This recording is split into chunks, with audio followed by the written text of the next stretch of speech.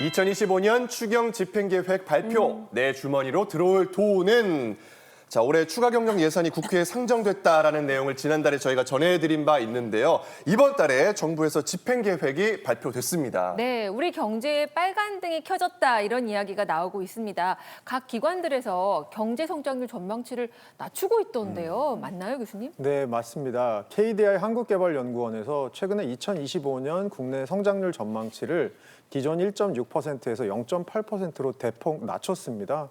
아무래도 수출 부진, 그리고 건설업 침체, 소비 회복 지연 등이 이제 복합적으로 작용한 결과인데요. OECD도 우리나라 성장률 전망치를 2.1%에서 1.5%로 낮추면서 잠재 성장률도 1.98% 정도로 내려갈 거로 봤습니다. 결국 그 국내 경기에 이렇게 둔화 신호들이 감지되고 기관들이 경고를 하고 있고요. 또 추경을 정부는 편성하고 이런 상황들은 결과적으로 우리 경제에 대한 어떤 위험 신호가 지금 감지되고 있다고 볼 수 있을 것 같습니다.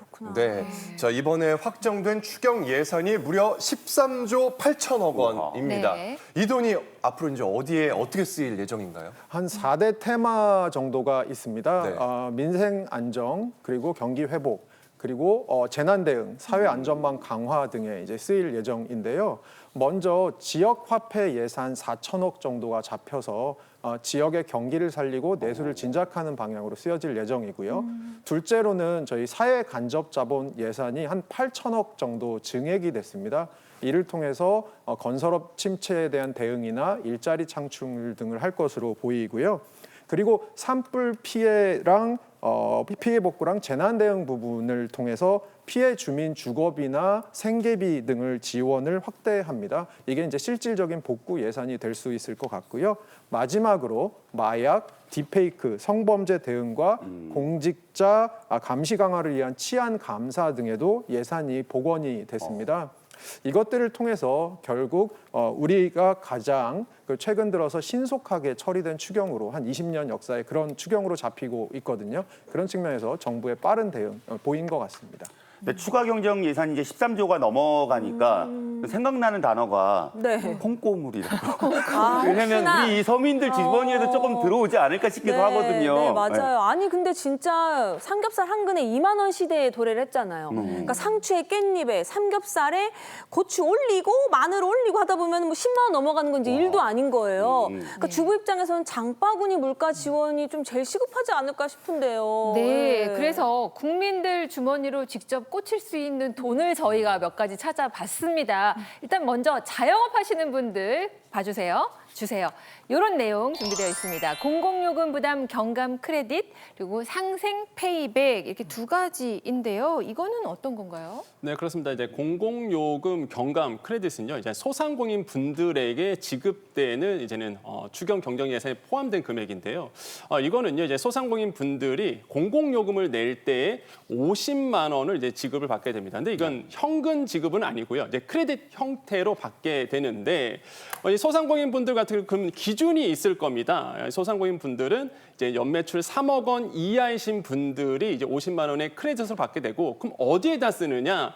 공공요금이죠. 뭐 가스도 있고요. 그다음에 뭐 전기도 있을 거고요. 수도도 있을 겁니다. 거기에다가 이제 4대 보험료까지 이제 낼 수 있게 됩니다. 그래서 현실적인 지원 방안이 될 수 있겠고, 그리고 상생 페이백도 있습니다. 요거는 소상공인 분들에게 지급되는 건 아니고요. 일반 국민들에게 지급이 되는데 이런 겁니다. 내수 촉진을 위해서 이제는 일반 국민들이 소상공인 분들한테 가서 카드를 쓰게 되는데 전년 대비해서 더 많이 쓴다. 그럼 쓴 증가분의 20%를 온누리 상품권으로 이제 환급을 해줍니다. 한마디로 캐시백을 이제 해주는 건데 사실 이게 그러면 10만 원에 석 달치를 주거든요. 그렇기 때문에 이런 점들도 굉장히 내수 촉진에 이제 도움이 될 것으로 보고 있습니다. 네.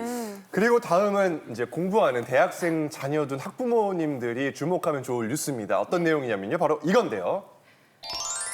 구구간 제외한 전 구간 국가장학금 한도액 7% 상향. 그러니까 국가장학금 지원액이 늘어난다는 얘기인 거죠? 네, 맞습니다. 이번에 이제 국가장학금 아마 대학생 자녀를 두신 분들 아니면 또 대학생 분들도 굉장히 관심이 많은데요. 이번에 추경을 통해서 증액이 좀 됐습니다. 얼마가 증액되느냐? 1,100 57억 원이 사실상 더 들어갔거든요. 그렇게 되면은 기존 같은 경우에는 사실상 소득 구간에 대해서 장학금을 줬었습니다. 근데 이게 물가 상승분이나 아니면은 뭐 등록금 오르잖아요. 이거를 사실 반영하지 못했던 부분이 있었죠. 그래서 이번에 추경이 들어간 금액을 가지고 이러한 물가 상승분도 반영해주고요. 또 막 등록금 오른 거에 대해서 보상을 해주는데 얼마 정도 올라가느냐? 7% 올라갑니다. 그런데 이제 구구간, 그러니까 소득이 높으신 분들은 빼고 사실상 이제는 웬만한 많은 분들이 7% 정도의 인상된 국가 장학금을 받게 된다는 거죠. 이 포인트 굉장히 잘 기억하시길 바라겠습니다. 네. 아니 올해 대학 등록금이 전부 다 올랐다고 하는데 뭐 방값에 밥값에 등록금까지 올랐으니 부모님들이 얼마나 허리가 휘어지셨겠어요. 그러니까요. 그나마 조금은 반가운 소식이 아닐 수 없습니다. 그러니까 구간별로 대체 얼마 받는지가 되게 중요할 것 같은데 그렇죠. 정확하게 액수는 어떻게 네, 됩니까? 얼마예요, 얼마? 네, 그러실까봐 제가 표를 준비해 와 네. 봤습니다. 국가장학금은요, 사실 성적에 따라서 주는 건 아니고요. 소득 수준에 따라서 1구간부터 9구간까지 있고요. 구간이 낮을수록 더 많은 금액을 지원받을 수 있습니다. 그런데 이번 추경 예산이 반영이 되면서요. 지원 한도가 최대 7%까지 높아진 거죠. 그러니까 기존보다 최대 7% 이상 더 받을 수 있다라고 보시면 되는데요. 1에서 2구간 학생은요. 기존에 260만 원 받았는데 요게 약 278만 원으로 높아지고요. 3구간 학생은 195만 원에서 209만 원으로 높아지고 4구간 학생은 185만 원에서 198만 원 수준으로 인상될 예정입니다. 네. 물론 구간별로 약간 차등 적용되긴 합니다. 하지만 대부분의 학생들이 실질적인 장학금 인상 혜택을 받을 수 있습니다. 그러니까요, 놓치지 말고 꼭 신청하셔서 국가장학금 지원 혜택 챙겨 받으시길 바랍니다. 네. 근데 아쉽게도 최시중 아나운서와 우리 개그우먼 김경아 씨는 대학생 자녀가 없고 지금 곧이에요, 곧 그래요. 예, 그 지금 바로 반길만한 소식이 준비됐거든요. 지금 반길만한 예, 소식. 좋아요. 오. 추경 집행 계획 두 분이 정말 좋아할 예, 바로 우리가 적용할 수 뭐죠? 있는 계획입니다. 주세요. 바로 요건데요. 저도 이거 엄청 그렇지, 좋아요. 그렇지. 지역 사랑 상품권 발행입니다. 치솟는 물가에 대응하기 위해서 이제 서민 지원책으로 준비를 했다고 하는데 이거 지자체에서 발행하는 거죠. 예전에 네. 막 이거 자치구에서 발행할 때 막 딱 지켜섰다가 시간 2시 되면 딱 누르고 막 네, 그랬었는데요. 맞습니다. 네, 이게 지역 사랑 상품권은요, 지역을 사랑하는 상품권이잖아요. 그러니까 각 지자체가 발행하는 지역 전용 상품권입니다. 보통 정가보다요 한 5에서 10% 할인된 가격에 살 수 있으니까 아무래도 생활비, 물가 부담을 좀 줄이는데 기여할 수 있는 거죠. 제가 아까 이 5에서 10% 정도 할인된 가격이라고 했잖아요. 네. 그러니까 그 할인분만큼을 지자체가 부담을 해야 하는데 네. 그간에 지자체 재정 여력이 충분하지 않은 곳에서는 지역사랑 상품권 발행이 좀 어려웠습니다. 그런데 이번에 추경 편성으로요, 중앙 정부에서 각 지자체별로 예산을 내려주는 거니까 이 지자체별로 이번에 상품권을 발행할 수 있게 된 거죠. 그럼 이 상품권은 어디서 살 수 있느냐? 이 지역 내 지정된 은행 창구, 우체국 또는 지역사랑 상품권 앱 제로페이죠. 여기를 통해서 구매하실 수 있습니다. 그리고 이렇게 산 상품권은요, 해당 지역의 전통시장, 식당, 저는 이게 눈에 마음에 들더라고요. 편의점에서도 쓸 수 편의점. 있고요. 미용실에서도 사용 가능합니다. 이번 추경 예산이 이제 반영이 되면서요. 예산 교부가 실제로 25년 6월에 이루어지거든요. 이후에 각 지자체가 순차적으로 아마 상품권 판매를 재개할 예정입니다. 상품권 구매 한도나 할인율, 사용처 이거는 각 지자체별로 다릅니다. 각 지역 홈페이지나요, 제로페이 앱에서 확인하신 후 활용하시면 될 것 같습니다. 네, 알겠습니다. 아이 키우는 엄마들이 좋아했던 이유가 이렇게 작은 학원 중에 뭐 태권도 학원, 줄넘기 학원 있죠, 이런 있죠. 데서 이렇게 받아주는 데들이 있었어요. 네. 맞아요. 그러면은 예, 도움이 되더라고요. 네, 또 병원에서도 쓸 수 있으니까요. 그럼요. 지역에서 소비 생활 하시는 모든 분들은 받아두시면 도움이 될 것 같습니다. 네. 계속해서 경제 한 뉴스 브리핑 두 번째 주제는 바로 이거였습니다. 폭탄 세일 쫓다 폭탄 맞는다. 어머나? 온라인 가짜 쇼핑몰 주의보. 이게 무슨 말이야? 제가 진짜 폭탄 세일 좋아하거든요. 폭탄 세일은 좋아하죠. 정말 막 눈이 반짝반짝해지고 막. 예. 그런데 이게 옛날에는요 어르신들이 주로 이렇게 사기를 당했는데 워낙 기술이 좋아지다 보니까 젊은 사람들도 사기를 당한다고 합니다. 그래서 저희가 준비를 해봤어요. 지금 진짜 사이트, 가짜 사이트 두 개 지금 사진을 준비해 봤는데 네. 어떤 게 진짜고 어떤 게 가짜인지 한번 맞춰 보시겠어요?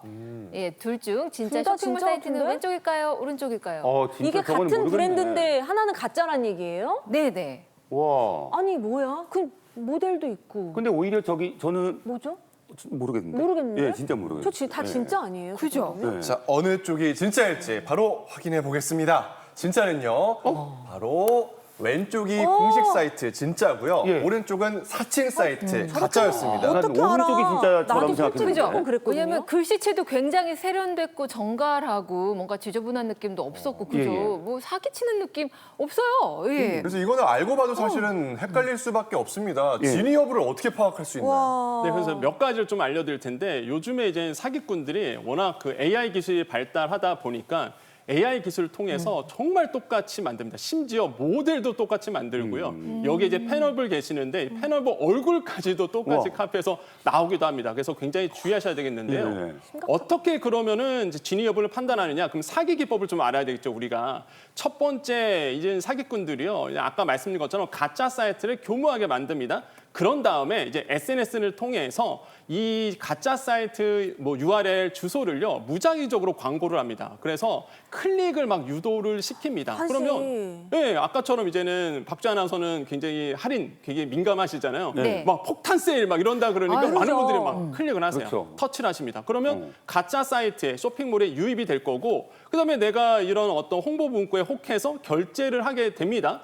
근데 이제 결제하고 나서 아무리 기다려도 배송이 오지가 안 와. 않거든요. 안 와. 네, 안 와요. 그래서 이제는 고객센터로 전화를 합니다. 그러면 고객센터 쪽은 전화를 받지가 않죠. 배송도 안 오고 전화도 안 받고 그러다가 시간이 흐릅니다.